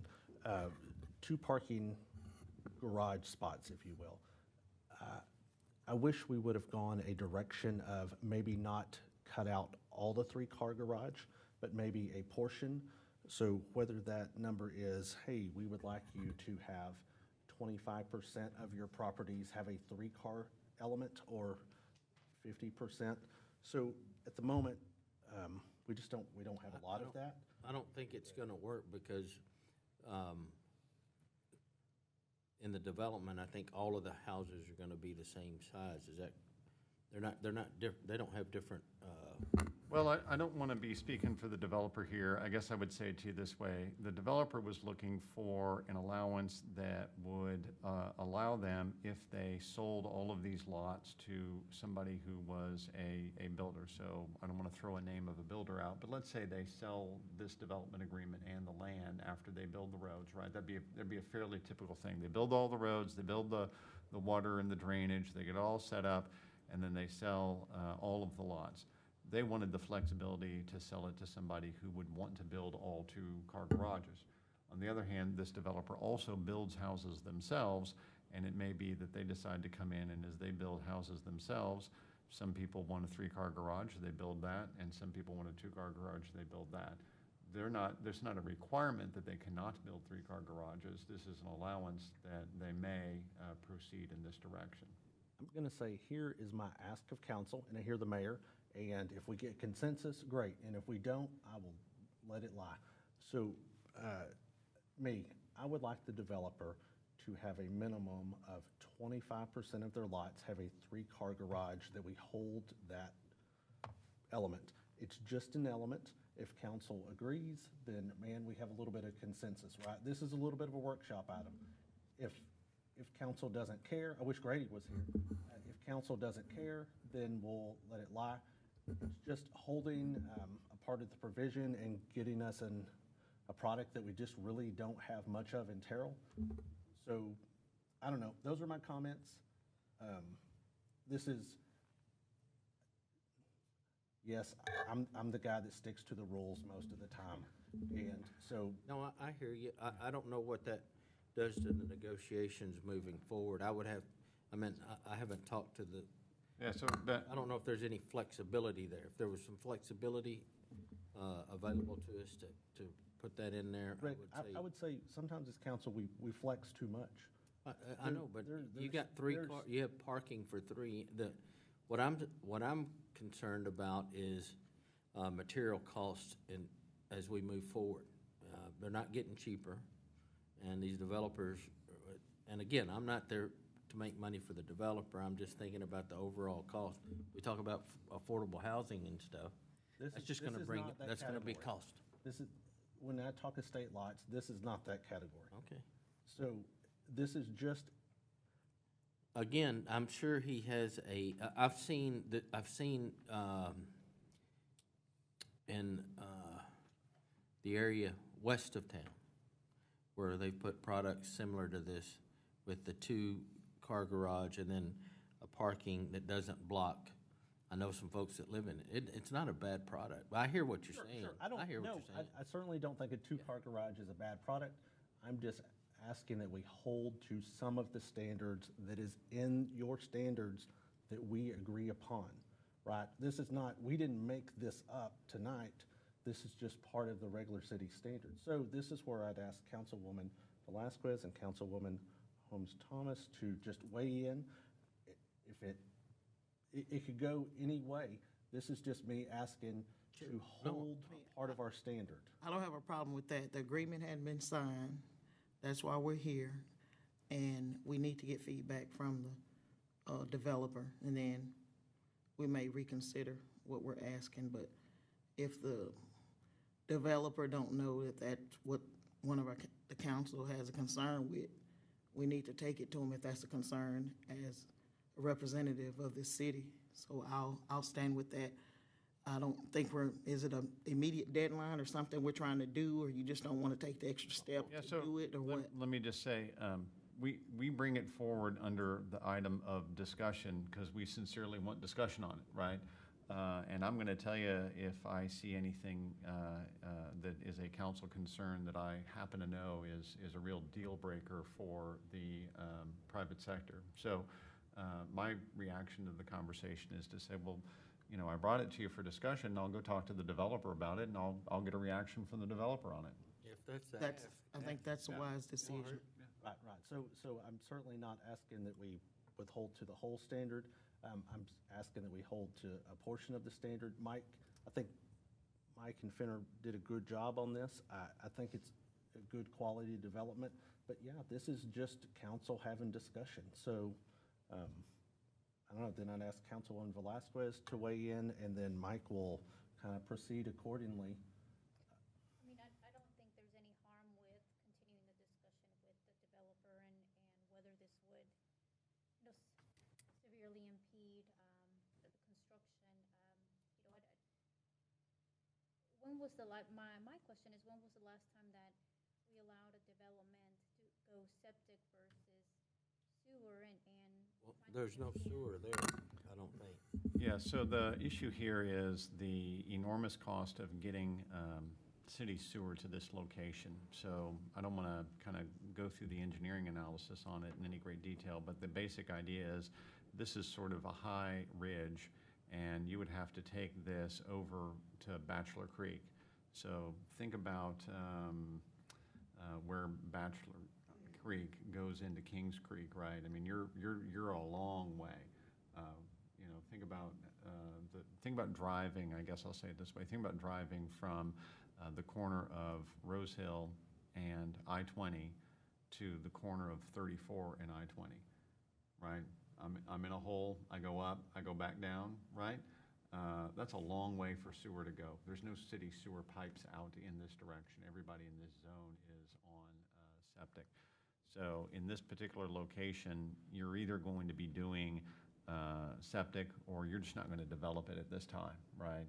And so since we had somebody come forward who was willing to do just a little bit pared down version of executive estate, we really don't have these kind of lots right now. And so we felt like, well, let's let them move forward. Whenever we set up for the city to be the regulator of septic within our city limits, Greg worked on that for us about 1.5 years ago. Charles is working on implementing it now. We did that with the vision that we could be an advantageous place to build some houses that were executive estates on a little bit smaller of a lot. So 3/4 acre lot is not ideal for septic, but it's perfectly acceptable. There's a lot of cities in the Dallas-Fort Worth Metroplex that do a 1/2 acre lot with septic, and I think that's pushing it. I don't see why they're doing that, but these are plenty big lots for septic, and I think we'll have a great community out here one day. So they would not be getting. I'm thinking of all the fees that go out in the water bill. They will not get a sewer fee, they will get a septic fee, because remember, council approved us to regulate septic within our jurisdiction, and that's $1 per month, because they're paying to treat that water on their own site. They pay somebody to come pick up sludge, they pay somebody to do all sorts of good work and monitor and all that sort of good stuff. Charles and I can write you books on it. But yeah, they're picking up a lot of their own cost. We charge them $1 a month so that we can keep track of who has septic in the city, and they have to have third-party vendors who review on-site their septic, and they send us paperwork, and we use that dollar to help support the fact that we're reviewing somebody else's paperwork. And we're not doing any abatements, that's from what I see on. No, ma'am. Property taxes or No. impact, or, I mean, just no. Yeah, it's what we like financially. It's a straight deal. Yeah, yeah. Hey, Mike, so I pulled it up on a map to familiarize myself with it. Is all this is in the city limits right now? Yes, sir. Yeah.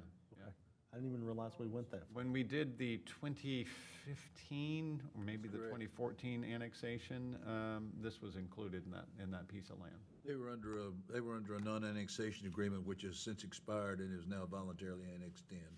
Okay, no, I think it's great to get the diversity of houses, so that's great. No, it'll be great to get, housing diversity is a healthy thing. And I think we just need to keep this in mind too. It's in our city limits. We're working with developers. I want to make sure it's equitable and it's equity. You know, I don't know if you guys in this role, leadership role for the city say, well, if it's this much, if income or asset as far as valuation to the tax roll, we're going to do this. I just want equity because it doesn't matter where it is, it's in the city limits. And when you make those type of adjustments, people see that and they hear that. So I just need to make sure and that we know we may have to enter into some other kind of agreement because of some of the things that we're allowing in this agreement. Yes, I want to be clear. There's no economic incentive whatsoever on this project. They're going to pay 100% of their standard fees. They're building the roads, they're building the water, they're building the drainage, they're doing it all at their cost. There's zero city subsidy on this project. So why are you flexing with the Because it was, guidelines? the guideline issue came up because as they were trying to lay this piece of property out, the property simply laid out better with 120-foot lots that were deep as opposed to 150 lots that were a little shallower. So they were just trying to look for a way to fit 3/4 acre lots on here. And then they said, well, we would like these small changes. So instead of having it come forward as a PD, which was one option on this project, because we also wanted to have a provision in there that was basically a fail-safe on the septic, the fail-safe on the septic goes like this. If they build quickly, there's no city sewer out there, so they get to do septic. On the other hand, we didn't want to entitle them that forever. We wanted to be able to say that if they should so happen to not build this thing quickly, and we should so happen to put city sewer out there in a timely manner, then they would be forced to do city sewer. Because you vest your rights when you plat. So it's and if we allowed it a vesting of septic and septic only whenever they did the construction plat, then we would be locked out of doing sewer here. We didn't want to be in a position 5-10 years down the line where we were locked out of doing sewer. So that was the reason for the development agreement. And as we went through and discussed the development agreement, they said, hey, instead of doing a PD, can we have some small changes to the zoning standards? Our ordinance allows us, under our zoning ordinance, there's a provision that council approved many years ago that says that you can make, that the city council and only the city council can make small adjustments, minor tweaks to the zoning ordinance on particular projects when covered under development agreement. So that was the reason we moved forward in this direction. So it's whoever's first, if the city's there first, before the development begins, and they have to hook up to our sewer. Yes. Yes. Now, what happens if they're only 50% built out or 25% built out, and then we have sewer? Do we know? Is there some provision in there that would? Yeah, once they build the roads, that sets it. Okay. Yeah. All right. Yeah. Got it. Yeah. All right. Anyone else? So again, that was just discussion for Okay. tonight, just to give Yep. everybody an overview, let everybody see what's going on. This was talked about in executive session early in the spring, and like I said, just from development timing standpoint, it took a pause. So Mike, what happens with stormwater out here? Because it truly is, when I look at it, it's kind of country at the moment. So If you see down at the map that Dawn has up, Right. notice how there's one cul-de-sac down there? yes, Okay, so that cul-de-sac actually has a very hard-to-read triangle, pie shape next to it, right? That pie shape is going to be a on-site detention basin, and so all of the water from the development will go to that location, and it will just serve as a detention basin, just like the shops at Terrell has a detention basin, and plenty other places in town have little detention basins. okay, nope, makes sense. Okay? Okay, so, Next item? yeah, I'm The sorry. next item on the agenda, discuss Hillside Development Agreement. Mr. Sims. So, Mayor and Council, again, this is a discussion item. This, again, is a project that you've seen in different bits and pieces. Dawn, I'm going to ask you to go over to the map, which is the very last page of the agenda. Okay, so there you go. You've got, and I don't know if you can show that whole map all at once, but basically, right now, the top of that map is to the west. The bottom of that map is to the east. You can see the word North Francis on the bottom of the map. And you can see running sort of running westbound away from North Francis, you can see Whit Ranch Parkway. So that's that new road, which is in your comprehensive plan. So here, we are doing stuff financially with the developer, okay? And so I'm gonna kind of describe that because this is two different developments that are being put together. So the original development was the Bill and Bob White land, and that's the one famously where we came forward. There was a lot of discussion at planning and zoning about, well, do we do these garden homes? Do we not do these garden homes? Do we do these townhouses? Do we not do the townhouses? And as you know, the way that conversation played out is there was a group of townhomes approved in the zoning for that, and that was about 56 townhomes and 500 garden homes. And the idea was that the city would get something on the order of 86 different estate lots whenever the project was built, because the city would be working with the developer around the lake on the north side of the project. So you can see there's a large lake there, and Bill and Bob White were the original landowners, and they still are living out on that lake. Well, as the developer purchased this piece of land, they said, well, okay, we put a development agreement in place on it because the only thing that was going to make it developable was to bring sewer to this location.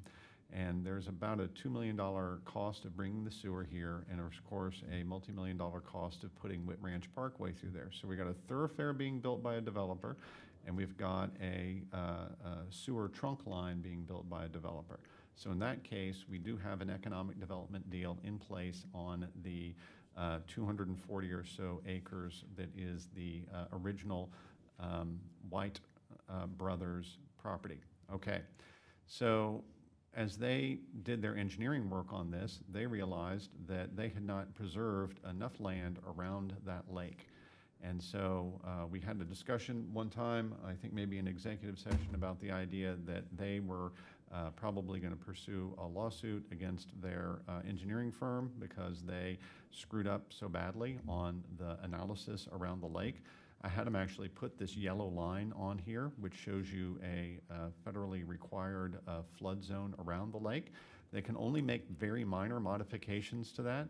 So where you see those purple lots up there that are somewhat impacted by that yellow line, they're going to be they are going to be able to reclaim enough in order to make those viable lots. But previous to this version of the map, they had quite a few more lots that were large lots that were closer to that lake. Of course, part of our process is requiring them to do flood and drainage studies, and that's when all this was discovered. So good job, City of Terrell Engineering Department. So here you got a diverse project. You got townhomes, originally 56. You got garden homes, originally 500. You've got estate lots, some 3/4 acre, some 1.5 acre, for combined 86 different of those lots. Now, whenever they realized they weren't going to be able to build around that lake, they started looking for other solutions. And a solution that came up was that there happened to be 83 acres for sale directly next to it. So it's a little hard to pick out the dividing line on this map, and I'm going to maybe let Dawn, let me sit here for a second. Okay, so where's my dividing line on this map? So the original project and the new project have a dividing line right here where my little clicker is, right? And so I go down this way right here and say, okay, everything that is over in this area right here, all this stuff down here, that's part of an existing economic development deal signed by the city of Terrell, and it's in an existing zoned area that's a PD. The PD provides for this level of density, and the economic development incentive provides a mechanism for them to get reimbursed for Whit Ranch Parkway, for the sewer trunk line, and then some of the other road and parkland costs of doing this project. In order to rectify this and get the whole project straightened out, they found it best to purchase this 83 acres right here. So here's the additional 83 acres, and on that additional 83 acres, they said, well, let's move forward and do some additional of these estate lot product. And that seemed consistent with our comprehensive plan. They brought that to your Planning and Zoning Commission, and your Planning and Zoning Commission approved that. You guys approved the zoning a couple of months ago to put that as all estate lots up here. So all they've asked for is a variation on estate lots up in this zone, is to be able to do a diversity of lot sizes instead of all 3/4 acre lots. So there's some 1/2 acre lots that are estate lots up here. And by the way, Councilman Royce, no change in your garage standard there. So they're obeying that garage standard. And then the same thing with these 3/4 acre lots down over in this zone right here. So that's the new acreage. And then up on this edge, they're actually just doing 4 2.5 acre lots, okay? So I got 4 2.5 acre lots up here. I've got the brown, which are 1/2 acre lots. I've got an encore easement that's 100 feet long right here. This row of 1/2 acre houses will have back fences that open up and let these people directly access that green space. Those encore easement lines all go all the way back along here. These lots will have rear exits where they can go directly out into that. And then, of course, there will be planning it so that you can get up over here and go to this 36 acre park. So all of the estate lot business has a direct route and access to the park over here. And then we made sure that they laid out the garden homes in a way that they also had direct access to this 36 acre park over here. So you can see all these orange. This layout is actually different than it used to be. So whenever they were moving forward on this, we said, why don't you work on this a little bit better and improve this layout? And they were kind enough to do that and sort of improve the layout here. You can see there'll be a group of these garden houses here where, man, their front door is a great view across this beautiful lake. Down here on the townhouses, these are all done Greenway side. So what that means is that I can drive down Whit Ranch Parkway here. I get a small scale soccer field here. I get a pool and an amenity center right here. Here's my row of townhouses. So I've got a rear entry on this roadway here, and then all of these will have basically a walking trail. You might think of it as a 10-foot sidewalk along this edge right here, and another sidewalk along this edge right here. So you'll actually be able to park in the back of your townhouse, and then the other side of your townhouse will be sort of a front door porch style thing opening onto this easement line here, or on this side opening up into the amenity side. So a really nice townhouse product for us. The orange is all garden homes. And again, gosh, think about your garden homes down here. You've got this greenway, this little flood zone that's going to be protected here, and opportunity to, again, remember our garden home product. You got an alley that's hiding back here, so you can see these alleys listed through here. and then the front doors are on the drives here. So in order to get all of this done, and you might say, yes, that does sound pretty complicated, we do have a fairly complicated second development agreement on this piece of property that was designed to address delivering all of this as one cohesive unit. And I can tell you that this one has a lot of complications to it, but we think we've come forward with something that both the developer can do, we can do. And I think that when this thing is built 10 years from now, it's going to be a great example of kind of who we are in Terrell, because we'll have one place in town where a lot of diversity of lot sizes have opportunity to enjoy one collection of amenities. So what do we have? We got 4 2.5 acre lots in the resulting plan, 26 1.5 acre lots. I think I've got that as 59 half-acre lots. Sorry, trying to get my number correct there. I think it's 57 3/4 acre lots. The garden home number went down to 468, and then the townhome number is at 44. So now they're adding 83 acres, and they are only increasing their lot count from 532, from 632 to 658. And that's including the city of Terrell receiving a 36-acre park here. And there's also provision for a public improvement district on this land to help us maintain this flood control structure down here and take care of some of the other mowing and maintenance costs up in this area. So a fairly complicated project, and again, it's for workshop today. I won't make you flip through every page of the development agreement, but I'd be happy to answer any questions about it. You want to have any questions? Mike, I would say this was the project probably that I liked the least, but since we added the additional acreages, man, this is something that Councilwoman Stephanie said earlier. Man, this project has such a mass amount of acreage that there is truly a diversity of houses here, right? I could live in this neighborhood through all stages of my life. If I wanted to, I can start in my townhouse and move to my garden house, and maybe I want a 2-acre lot at some point. So I like the project better today than I've ever liked it. I still would note that we have some transportation type issues in this sector of town. We still don't really have good connectivity to Town North. I know we're not going to solve that tonight. That's just me poking at the city manager always. So with that being said, I like the project better today than I have liked it in the past. You got to have a good mix of inventory in these developments, and this certainly brings that. Does anybody have any comments? That's been a concern, just the traffic issues. So as it develops, I guess we'll just kind of look and see how that stuff. No, well, we are. Go ahead. We are requiring them to do some roadway improvements as well. So, point taken. Yeah, I appreciate the layout of the new layout of the townhomes with the street that comes in down the center, and then you have the porch-like entrance on the other side, facing the green space. I know I see quite a bit of that in urban areas and suburban areas, so it will be nice to have that product here, and then along with the 36-acre city park as well.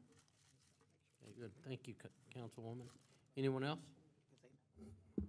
Mike, right now, are we building, just for traffic comments, Whit Ranch, it gets built all the way up to that northern pond, right? Yeah, there's a road there called Peterson, which is the access to the 83 acres. If you kind of stare real deeply at that thing, that's the name of that road. And they have to build all 4 lanes of Whit Ranch from Peterson over to North Francis. They have to reconfigure the North Francis, Whit Ranch intersection. They've got an improvement that they have to do at the corner of the existing Francis and 34, which actually will be renamed Whit Ranch in 34. And then they are doing the corner of Virginia and Francis gets an improvement associated with this, because we did note that already as what would be a problem area that we wanted them to work on. Okay. Thank you. Thank you. Anyone else? All right. We're adjourned. Thank you.